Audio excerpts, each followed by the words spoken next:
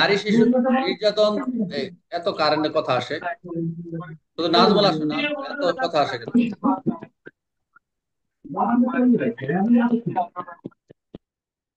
আচ্ছা, নারী শিশু নির্যাতন দমন আইন 2000 অনুযায়ী কোনো অপরাধ তদন্তের সময় কোনো সাক্ষী গ্রহণের ম্যাজিস্ট্রেট ভূমিকা গুরুত্বপূর্ণ। 22 কালোকে ব্যাখ্যা করা, যেটা হচ্ছে রফিক বলছে জন্মদিন বলতে কি বোঝে তুমি বলো।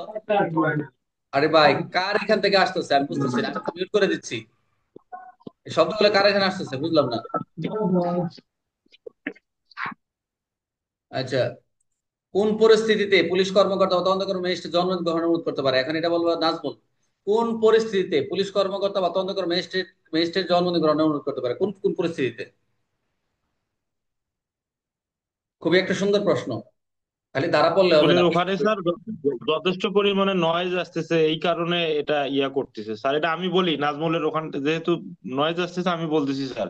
বলেন। পরিস্থিতিটা এরকম যে কোনো তদন্তকারী কর্মকর্তা কিংবা কোনো পুলিশ কর্মকর্তা যদি কোনো আসামিকে ধরার সময় যদি মনে করেন যে এই ঘটনা সম্পর্কে অন্য কোনো ব্যক্তি দেখেছেন কিংবা জেনেছেন স্বচক্ষে কিংবা উপস্থিত ছিলেন, তখন যদি তিনি মনে করেন যে এই ঘটনাটি জবানবন্দি লিপিবদ্ধ করার জরুরি, সেই ক্ষেত্রে পুলিশ কর্মকর্তা কিংবা ম্যাজিস্ট্রেট এই জবানবন্দি লিপিবদ্ধ করার ইয়ে করতে পারেন স্যার।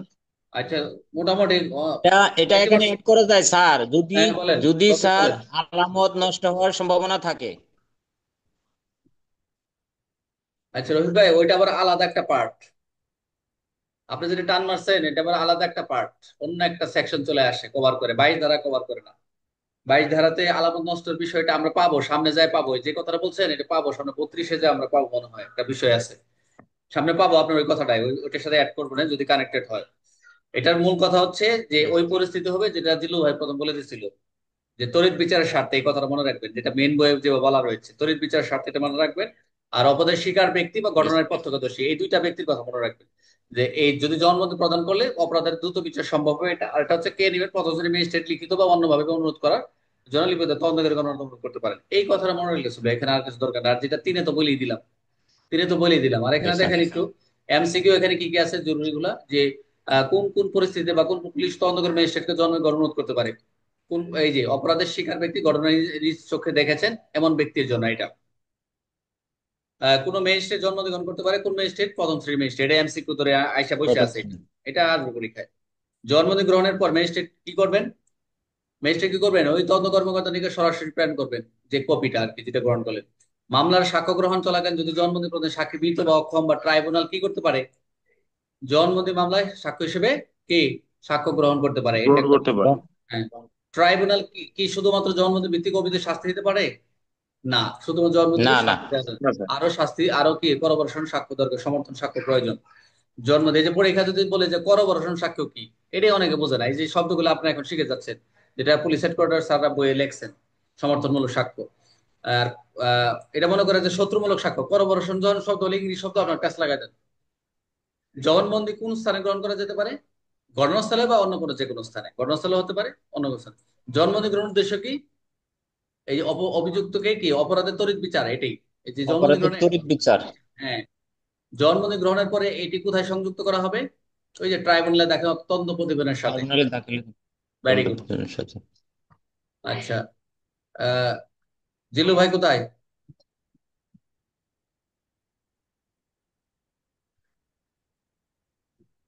জিল্লু ভাই, আমি আপনাকে আনমিউট করছি দেখেন। হ্যাঁ হয়েছে। হ্যাঁ আবার চলে গেছে, আপনাকে আনমিউট, হ্যাঁ মিউট করে দিচ্ছি এখন। বলেন, আপনি এখন এই 22 ধারাটাকে সংক্ষেপে সবার উদ্দেশ্যে বলেন। আমি আরেকটা প্রশ্ন নিয়ে আসতেছি আপনাদের। স্যার 22 ধারা 22-এর একে বলতেছে স্যার, যদি তদন্তকারী কর্মকর্তা মনে করেন যে কোনো ঘটনার প্রত্যক্ষদর্শী সাক্ষী বা অপরাধীর জবানবন্দি তড়িৎ গতিতে নেওয়ার প্রয়োজন, সেই ক্ষেত্রে স্যার প্রথম শ্রেণীর ম্যাজিস্ট্রেট দ্বারা তদন্তকারী কর্মকর্তার অনুরোধে প্রথম শ্রেণীর ম্যাজিস্ট্রেট উনি জবানবন্দিটা রেকর্ড করতে পারবে স্যার। আর 22-এর 2-এ বলতেছে যে জবানবন্দিটা রেকর্ড করলো, এই জবানবন্দির একটা কপি তদন্তকারী কর্মকর্তার কাছে পাঠাবে, যাতে উনি ওই ডকেটের সাথে সংযুক্ত রাখতে পারে। আর 22-এর 3-এ বলতেছে স্যার 22-3 বলতেছে হচ্ছে, মারা গেলে মৃত হ্যাঁ, নিখোঁজ। যদি যদি কোনো জবানবন্দিকারী জবানবন্দি দেওয়ার পরে মারা যান, নিখোঁজ হয় বা তাহাকে আদালতে হাজির করা ব্যয়বহুল হয়, সেই ক্ষেত্রে তার পূর্বের দেওয়া জবানবন্দি আদালত গ্রহণ করবে। এবং তবে শর্ত থাকে যে শুধু এই জবানবন্দির উপর ভিত্তি করে কোনো চূড়ান্তভাবে কোনো রায় দিতে পারবে না, অন্যান্য পারিপার্শ্বিক সাক্ষ্য প্রমাণের ভিত্তিতে রায় প্রদান করতে হবে বা দণ্ড দিতে হবে। থ্যাংক ইউ আমাদের ইয়াকে, জিল্লু ভাইকে। স্ক্রিনটা শেয়ার হয়েছে দেখেন তো, শেয়ার হয়েছে স্ক্রিনটা? সবাই একটু মিউট হন, সবাই একটু মিউট হয়ে যান, একটু দয়া করে একটু মিউট হয়ে যান। ক্লাসটা আমরা এখন আরেকটা গুরুত্বপূর্ণ ক্লাস নেব, মিউট অল। আচ্ছা, এখন একটু দেখেন, সবাই মনোযোগ দেন। নাজমল, আজিজুল, হাসান, জুবের, মুশারফ শাকিল, হাসান, তালিম, এরাই আছেন কয়জন মোটামুটি আমরা দেখতে পাচ্ছি, 11 জন উপস্থিতি। এখানে দেখেন, খুব ইম্পর্টেন্ট গুরুত্বপূর্ণ একটি ধারা, রাসায়নিক পরীক্ষক 23 ধারা, নারী শিশু নির্যাতন দমন আইনের সংশোধন 2025-এর 23 ধারা খুবই গুরুত্বপূর্ণ, এবং এটার সাথে এসিড আইনের অনেক মিল আছে। রাসায়নিক পরীক্ষক, রক্ত পরীক্ষক, কার্যবিধি মিল আছে। সাক্ষ্য আইনে আমরা পাবো রাসায়নিক পরীক্ষক, রক্ত পরীক্ষক ইত্যাদি সাক্ষ্য, অর্থাৎ বলা হচ্ছে এখানে এক্সপার্ট যারা, আমরা যেটা 45-এ আমরা সাক্ষ্য আইনে পাই যে এক্সপার্ট কারা, বিশেষজ্ঞ কারা, এদের সাক্ষ্য, এদের সাক্ষ্য আদালতে গ্রহণযোগ্য কিনা বা গ্রহণ কিনা, এদের সাক্ষ্য গ্রহণ করা যাবে কিনা। মনোযোগ দেন, ভালো করে বুঝেন। এটা আগের যেটা পড়ছে আগের থেকে এখানে আমরা অ্যাড করে দিব, এক মানে কয়েক সেকেন্ড এটা শিখে ফেলবেন। আমরা এদিকে সরাসরি আগে যাব না, সরাসরি আগে যেমন একটা সৃজনশীল প্রশ্ন দেখবো। মনোযোগ দিন। 23 ধারা অনুযায়ী কোন পরিস্থিতি রাসায়নিক পরীক্ষক বা বিশেষজ্ঞের স্বাক্ষরযুক্ত রিপোর্ট সাক্ষ্য হিসেবে গ্রহণ করা যায় কিনা, মনোযোগ দেন, ব্যাখ্যা করতেছে।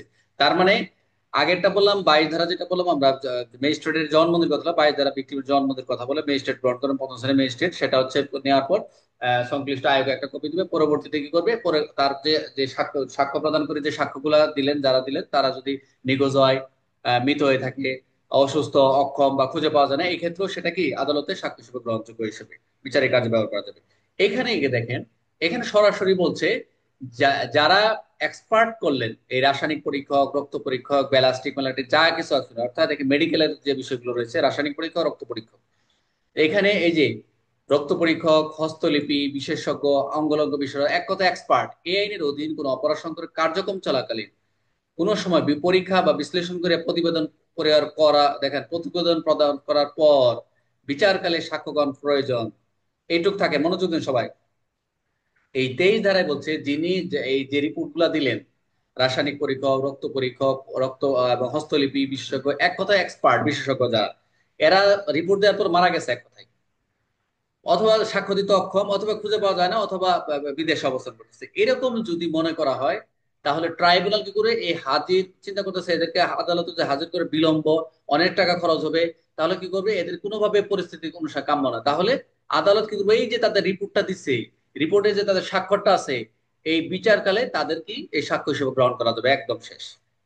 এখন কথা হচ্ছে, যেটা ডিএনএ আইনে আমরা পাবো, সে যেটা 32 না 31 ধারায়, 32 33, যাই হোক, ডিএনএ একটা যেটা আমরা পাবো, বলা রয়েছে এখন একজন ব্যালাস্টিক বা একজন অস্ত্র, একজন যে দিলেন যেটা অস্ত্র কিনা, ইনি স্বাক্ষর করে দিলে আদালতে তার উপর ভিত্তি করে সে কিন্তু ট্রায়ালে গিয়ে সে সাজা হচ্ছে। এখন তাকে আমাদের জরুরি দরকার, তাকে সাক্ষী দরকার, আদালত বলতেছে না তার সাক্ষ্য দরকার নাই। বাংলাদেশের সকল ডাক্তার যদি এরকম বাংলাদেশের সকলকে সাক্ষী হিসেবে ডাকা হয়, জরুরি কিছু মামলা আছে যেমন ডাক্তারও সাক্ষ্য দেয়, দেয় না তা না, জরুরি পরিস্থিতি, যেমন আমি একটা ফেস করছিলাম সাক্ষী, মেডিকেল রিপোর্টের সাথে একটা কন্ট্রাডিকশন হয়েছিল কোর্টে, আমাকে ফেস করা লাগছে, অর্ডার শিট করছিলাম আমাকে বগুড়া থেকে। যাই হোক, অভিজ্ঞতা হয়েছে, ম্যাজিস্ট্রেট এবং মেডিকেল অফিসার সাথে আমি নিজেও সরি বলে আসা লাগছে। তো বিষয়টা হচ্ছে, সবসময় তাদেরকে ডাকবে না। ডিএনএ কি করছে, সাক্ষ্য গ্রহণ থেকে অব্যাহতি দেওয়া হয়েছে। আই রিপিট, ডিএনএ আইনে এদেরকে বলছে সাক্ষ্য গ্রহণ করার আদালতে আসার প্রয়োজন নাই, অব্যাহতি দেওয়া আছে, সেই ডিআইনে আমরা পাবো। কিন্তু এখানে যেটা বলছে যে এই মেডিকেল রিপোর্ট যারা দিলেন, এই রক্ত পরীক্ষক, রাসায়নিক পরীক্ষক বা অঙ্গলাঙ্গ যাই কিছু বলেন, এরা যে দিলেন, এরা যে রিপোর্টে দিলেন স্বাক্ষর করে, এটাই কিন্তু আদালতে গ্রহণযোগ্য হচ্ছে। কিন্তু এরা যদি কোনো কারণে অ্যাবসেন্ট হয়, মৃত্যুবরণ করে থাকে, অক্ষম হয়ে থাকে, খুঁজে পাওয়া সম্ভব না, ওই যে আমরা দেখলাম সাক্ষ্য প্রদানকারী ব্যক্তিরা যদি যে বিষয়গুলো 5-7টা পয়েন্ট আছে, এখানেও এই 5-7টা পয়েন্ট আছে, যদি এরা কোনোভাবে যদি আদালতে আসা সম্ভব হয় না বা হাজির করা সম্ভব হবে না, তাহলে কি হবে, আদালতে তাদের রিপোর্ট, তাদের স্বাক্ষরযুক্ত রিপোর্ট আদালতে বিচারকালে সাক্ষ্য হিসেবে গ্রহণ করা যাবে। তবে শর্ত, আবার সে শর্তটা কি, শুধুমাত্র উক্ত প্রতিবেদনের ভিত্তি করে ট্রাইব্যুনাল অভিযুক্ত ব্যক্তিকে শাস্তি প্রদান করা যাবে না। তার মেন মানেটা আমরা বুঝলাম যে আরো সাক্ষ্য তাকে পানিশমেন্ট দিতে হবে, সাজাতে হলে আরো করবোরেশন লাগবে বা সমর্থিত সাক্ষ্য প্রয়োজন। ক্লিয়ার সবাই? এখন আমরা প্রশ্নটা দেখি। এটা আসেন, প্রশ্নটা হচ্ছে 23 ধারা অনুযায়ী কোন পরিস্থিতিতে রাসায়নিক পরীক্ষক বা বিশেষজ্ঞ স্বাক্ষরযুক্ত রিপোর্ট সাক্ষ্য ব্যবহার করা যায়, ব্যাখ্যা করুন। উত্তর হচ্ছে 23 ধারা অনুযায়ী সরকারের নিয়োজিত রাসায়নিক পরীক্ষক, সহকারী রাসায়নিক পরীক্ষক, রক্ত পরীক্ষক, হস্তলিপি বিষয়াঙ্গলাঙ্গ, সাব বিশারদ, আগ্নেয় বিশারদ যদি আদালতে সাক্ষ্য দিতে না পারেন তাহলে নির্দিষ্ট ক্ষেত্রে স্বাক্ষরিত রিপোর্টকে সাক্ষ্য হিসেবে গ্রহণ করা যায়।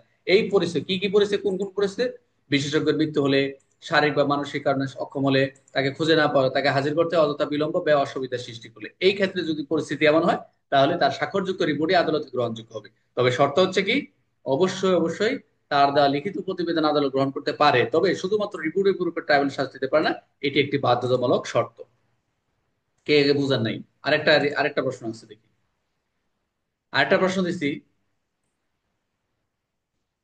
যে একজন রক্ত পরীক্ষক মারা গেছেন, একজন রক্ত পরীক্ষক মারা গেছেন, মামলার বিচারকালে তার জমাকৃত রিপোর্ট রয়েছে।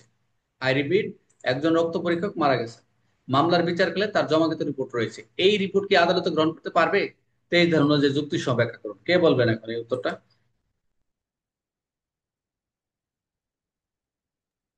রফিক স্যার তো আসেন। পারবেন স্যার। আচ্ছা, গুড। তাহলে হ্যাঁ, প্রথম হচ্ছে পারবেন, আদালত রিপোর্ট গ্রহণ করতে। ধারা 23 স্পষ্ট বলা রয়েছে সরকারের নিয়োজিত রক্ত পরীক্ষক মৃত্যুবরণ করলে তার স্বাক্ষরযুক্ত পরীক্ষা রিপোর্ট আদালত হিসেবে সাক্ষ্য গ্রহণ করবে।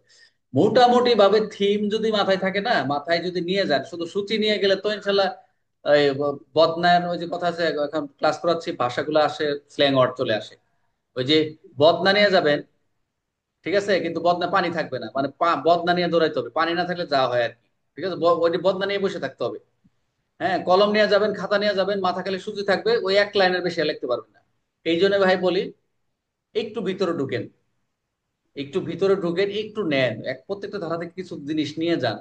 দেখবেন এই যে কথাগুলো আমি কতগুলা ধারা টানলাম, অনেকগুলা কানেক্টেড সেকশনটা, এগুলো সামনে যখন পাবো আপনারা খোলাসা হয়ে যাবে এবং ভালো জানতে পারবেন। প্রত্যেকটা ধারার সাথে যদি এগুলো পড়া যায়, কার্যবিধির সাথে এই কথাগুলো আমরা পাবো, প্রায় একই কথাগুলো, এগুলো ভাষাগত আরো অ্যাড করে দিবেন, যে নিজের ভাষাগুলোকে এগুলো পড়ে আরো কি করবেন, স্ট্যান্ডার্ড করবেন, গুণগত মান বাড়াবেন ভাষাগত। তাহলে বিশেষজ্ঞের উপস্থিতি সরাসরি সাক্ষ্য করা অসম্ভব হয়ে যায়, যে আইনের বিশেষজ্ঞ মৃত্যু এবং গ্রহণযোগ্য প্রতিবেদন বৈধ কারণ হিসেবে গণ্য করা হয়েছে এই ধারা। তবে শর্ত যেটা বললাম। আচ্ছা, তাহলে আমরা 23 ধারার এই 23 ধারার মূল থিমটা কি? এখানে হচ্ছে রাসায়নিক পরীক্ষক, রক্ত পরীক্ষক, ইতের সাক্ষ্য। তাহলে এখান থেকে কি প্রশ্ন আসতে হবে? রাসায়নিক পরীক্ষক, রক্ত পরীক্ষক কারা?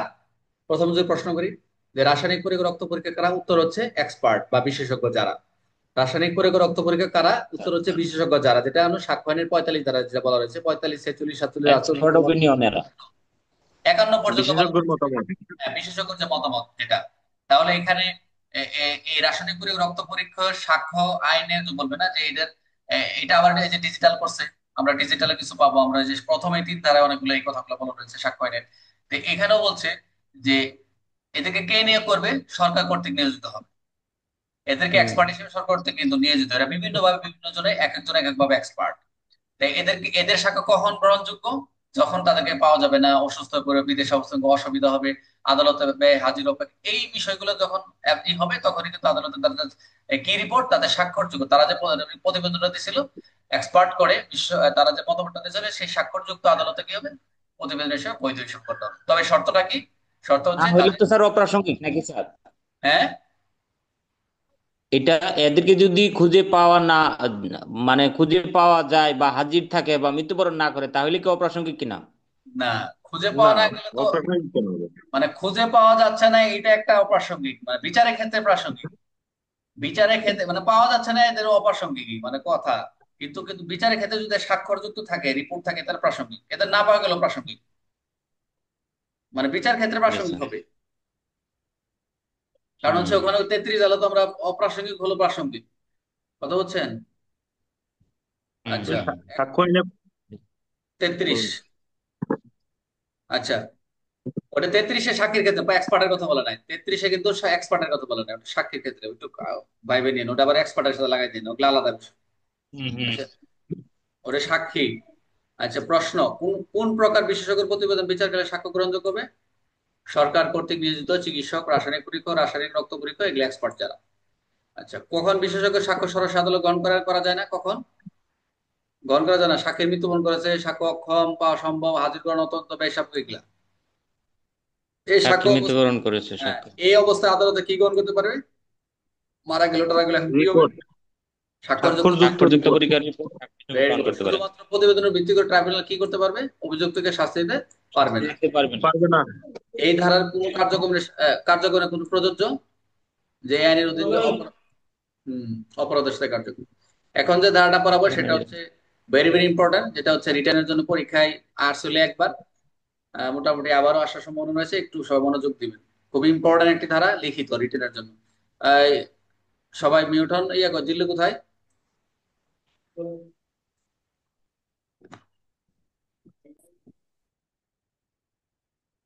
জিল্লু ভাই আসেন। এই 23 ধারাটা আমরা যে পড়লাম, এটা একটু আলোচনা করেন সংক্ষেপে।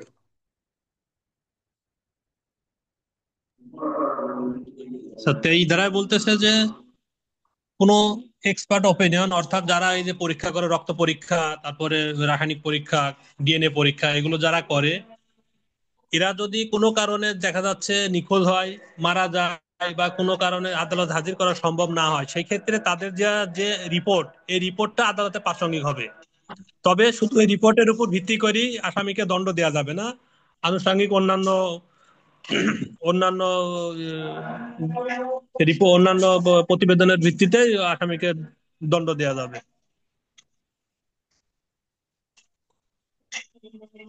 Thank you.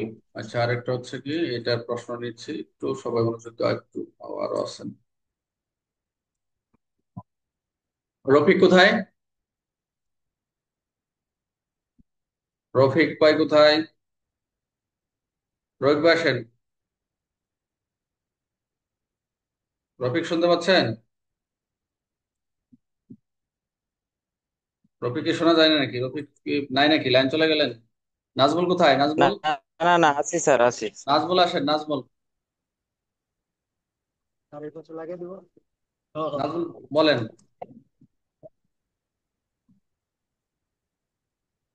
আপাতত থাক, পরে স্যার, হ্যাঁ বলেন, এই 23 ধারার ব্যাখ্যা করেন। তো এটা স্যার রাসায়নিক পরীক্ষা, রক্ত পরীক্ষা বা হচ্ছে ইত্যাদি মানে সাক্ষী কথা বলছে। বিশেষজ্ঞ যদি আপনার যখন থাকবে বা সরকার সরকার আছে বিশেষজ্ঞ নিয়োগ করবে। আর বিশেষজ্ঞ যদি আপনার হচ্ছে মারা যায় তখন হচ্ছে সাক্ষীকে ডাকবে স্যার। আচ্ছা, স্ক্রিনটা দেখা যায়? স্ক্রিনটা, হ্যাঁ না স্যার। স্ক্রিন দেখা যাচ্ছে না।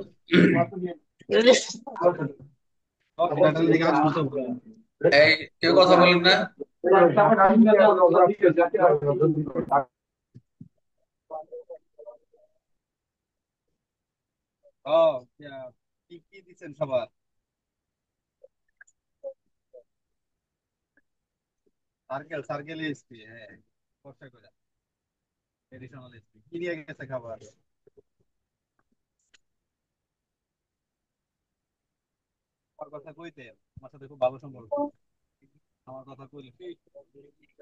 এখন দেখা যায়? দেখা,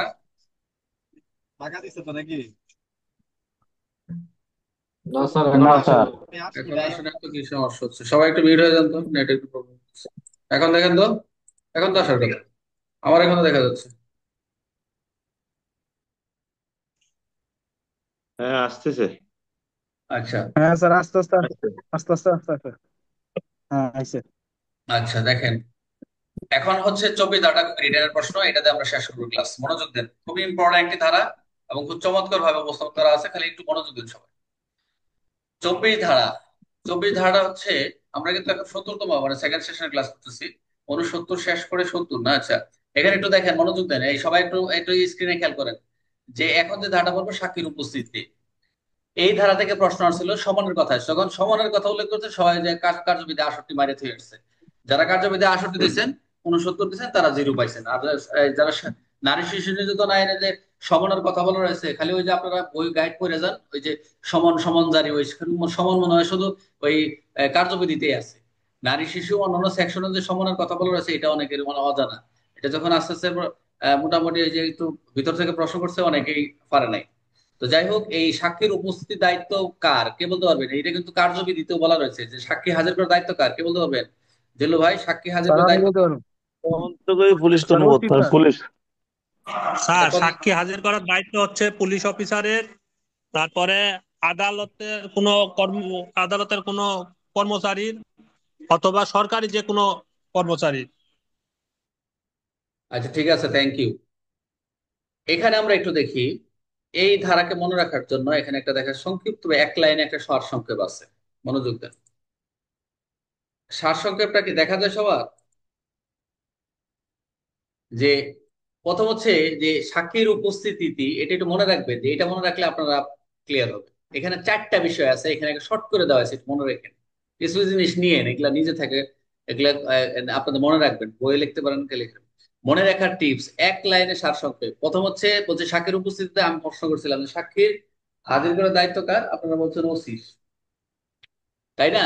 তাহলে এই সাক্ষীর সমনটা কে জারি করবে? সবসময় তো সব অফিসার ইনচার্জের উপরে আসে। যখন কোনো মেট্রোপলিটন হলে কিন্তু সরাসরি, যখন জিআরও প্রসিকিউশন থেকে এক্সিকিউশন করে, তখন কিন্তু সরাসরি এটা কিন্তু প্রসিকিউশন শাখা হয়ে সরাসরি কি এসপি কাছে পাঠানো, কমিশনার হয়ে এসপি অফিস, জিআরও হয়ে তারপর এসপি অফিস আসে, তারপর যদি আপনি এই সংশ্লিষ্ট থানায় পাঠানো হয়।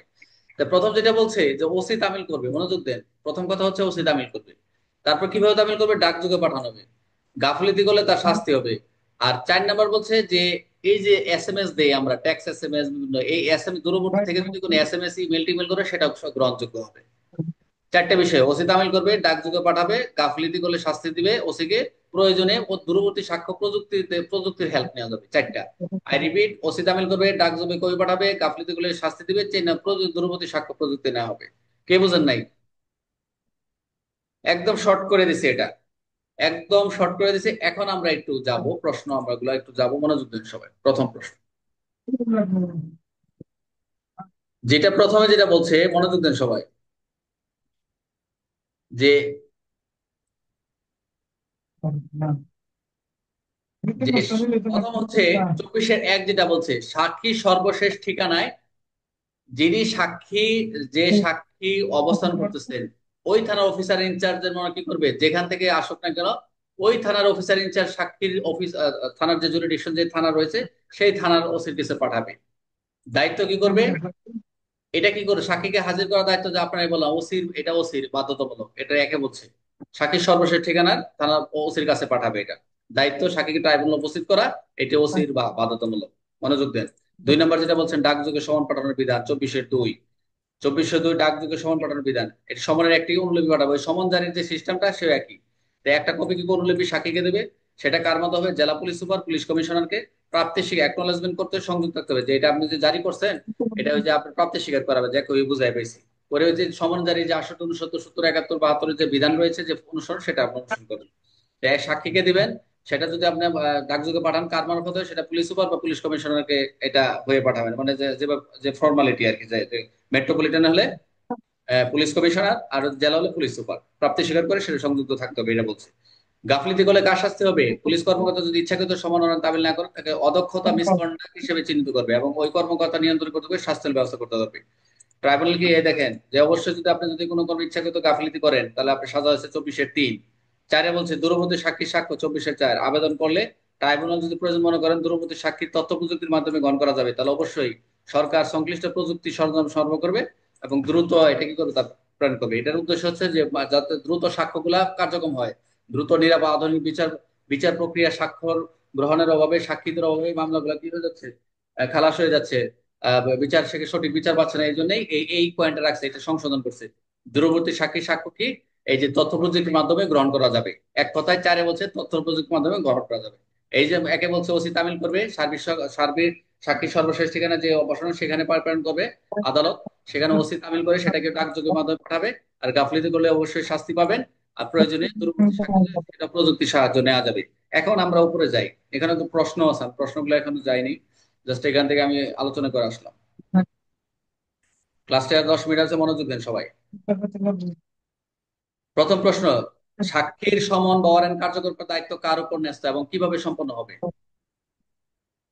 এটা আপনারা জানেন যে যেটা বললাম 24-1 পড়ছি যে সর্বশেষ বসবার ঠিকানা থানা ভারপ্রাপ্ত ওসির নিকট কি করবে, সাক্ষীর সমন বা ওয়ারেন্ট পাঠাবে। ওসির দায়িত্ব কি? সমান ওয়ারেন্ট যথাযথ তামিল করা। মনোযোগ দেন, সমান বা ওয়ারেন্ট যথাযথ তামিল করা, সাক্ষী নির্দিষ্ট তারিখে ট্রাইব্যুনালে হাজির করা। এরকম লেখাই থাকবে সমান এত তারিখে হাজির করুন। সাক্ষীকে উপস্থিত করানোর তার প্রথম আইনি দায়িত্ব। এটা প্রথম 24 বাধ্য, সে বাধ্য একদম 24। এই যে নারী শিশু নির্যাতন দমন আইনে কিন্তু 24 ধারা ক্লিয়ার করে দিচ্ছে। আপনি অন্যান্য কার্যবিধি যাই বলুন না কেন, ওখানে তো বলা রয়েছে, মেইন প্রিন্সিপাল তো কার্যবিধিতে বলা রয়েছে, এখানে আপনার আইনে বলা রয়েছে যে সাক্ষী সর্বশেষ বসবার ঠিকানা আওতাভুক্ত থানার অফিসার ইনচার্জ কি করবে, সাক্ষী সমন ওয়ারেন্ট পাঠাবে, ওসির দায়িত্ব। উনি যথাযথভাবে তামিল করবে এবং আদালতে হাজির করবে নির্দিষ্ট তারিখে, এটা হলো তার দায়িত্ব। 2 নম্বর প্রশ্ন, সাক্ষী সমনের অনুলিপি ডাকযোগে পাঠানোর বিধান কেন সংযুক্ত করা হয়েছে? পাঠানোর বিধান কেন যুক্ত করা হয়েছে? যে 24-2 অনুযায়ী অবশ্যই একটি অনুলিপি সাক্ষীকে জেলা পুলিশ সুপার এবং কমিশনারকে নিবন্ধিত ডাকযোগে প্রেরণ করার জন্য। এর উদ্দেশ্য কি? যাতে সাক্ষী নিজের সমান পাওয়ার নিশ্চয়তা পায় যে আমি একটা স্বাক্ষর করছি। এটাই একটা উদ্দেশ্য। প্রত্যেকটা জিনিসের আপনি খালি গড় গড় করে বর্বর করে পড়ে পড়ে চলে যায় না, উদ্দেশ্য বুঝেন, প্রশ্ন করেন, যে ফর্মুলা দিছে সেই ফর্মুলা যেতে থাকেন, খালি দৌড়ায় চলে যায় না। উচ্চপদস্থ পুলিশ কর্মীকে অবহিত করা এবং প্রাপ্তির শিকার মধ্যে নোটিশ প্রাপ্তির প্রমাণ রাখা। এই যে উদ্দেশ্যটা কি, এই যে কেন যুক্ত করলো, এই যে সাক্ষীর সমনের অনুলিপি যে এটা কেন যুক্ত করলো, এটা উদ্দেশ্য এটাই যে সাক্ষী নিজে সমান পাওয়ার নিশ্চয়তা করে, উচ্চপদস্থ পুলিশ ভাই কর্মকর্তা হয়, এটা অনুলিপি পায়, কি নিয়েছো? প্রাপ্তির শিকার মাধ্যমে নোটিশ প্রাপ্তির প্রমাণ থাকে যে এটা আমি রিসিভ। এর ফলে সমনের স্বচ্ছতা দায়বদ্ধতা নিশ্চিত হয়, এটা এই জন্য।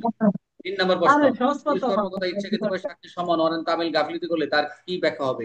অবশ্যই, যদি কোনো পুলিশ কর্মকর্তা ইচ্ছাকৃতভাবে সমান অরেন তামিল গাফিলতি করে, তাকে নেগলিজেন্স, যেটা অদক্ষ, যেটা মিসকন্ডাক্ট, যেটা অদক্ষ হিসেবে চিহ্নিত করতে পারবে এবং নিয়ন্ত্রণ কর্তৃপক্ষ তাকে শৃঙ্খলামূলক ব্যবস্থার বিভাগীয় ব্যবস্থা গ্রহণ করতে পারবে। আর ইচ্ছাকৃত যদি পুলিশ যদি এরকম পাওয়া যায়, তা পুলিশ অফিসারের বিরুদ্ধে শাস্তিমূলক পদক্ষেপ তৈরি করবে এটা। সর্বশেষ, 24-4 অনুযায়ী পরিস্থিতি দূরবর্তী সাক্ষ্য তথ্য প্রযুক্তির মাধ্যমে গ্রহণ করা যাবে? বলছে হ্যাঁ যাবে। 24-4 অনুযায়ী সাক্ষীর আবেদন থাকলে, যদি সাক্ষীর আবেদন থাকে, করা যাবে। ট্রাইব্যুনালের সনদ উপযুক্ত মনে করলে একটা দূরবর্তী সাক্ষীকে ভিডিও কনফারেন্সের মাধ্যমে তথ্য প্রযুক্তির মাধ্যমে গ্রহণ করা, যেটা হচ্ছে আমাদের এখন ওই যে সাক্ষীর যে সাক্ষ্য, আমরা অনেক সময় যে নতুন ফৌজদারি কার্যবিধি সংশোধন হয়েছে, এটাও কিন্তু যে ভিডিও কনফারেন্সের মাধ্যমে বিভিন্ন এই যে মেডিকেল কাউজে আহত হয়, এটাও ম্যাজিস্ট্রেটকে দেখায় যে এরকম যদি কোনোভাবে তাকে দ্রুত হাজির করা সম্ভব না, তখন মেডিকেল ভিডিওর মাধ্যমে দেখানো হয় যে এই অবস্থা। এই জন্য তথ্য প্রযুক্তির ব্যাপারটা আসছে এখন। কথা বলছেন, সবকিছুতে আপনাদের আপডেট হইতে হবে। তাহলে আমরা 24 ধারার মূল বিষয়টা দেখলাম, সাক্ষীর উপস্থিতি। 24 ধারা, তাহলে আজকে 3টি ধারা পড়লাম। কি কি? 22 ধারা বললাম, 23 ধারা বললাম হচ্ছে যে তার রাসায়নিক পরীক্ষা ম্যাজিস্ট্রেট কর্তৃক এক্সপার্টদের কথা, আর 24 বললাম সাক্ষীদের উপস্থিতি। এই ছিল 70তম সেকেন্ড সেশন পর্যন্ত আলোচনা। আমরা আগামী 2 সেশন ইনশাল্লাহ আমাদের আলোচনা এবং নারী শিশু দমন আইন 2000 সংশোধন 2025 আমরা শেষ করে দেব। সবাই আশা করি সেই সাথেই থাকবেন। আমি আর 6 মিনিট আছে, কারো কোনো প্রশ্ন থাকলে আমি রেকর্ডটা অফ করে দিচ্ছি। এই ক্লাস কি রেকর্ড হচ্ছিল? হ্যাঁ।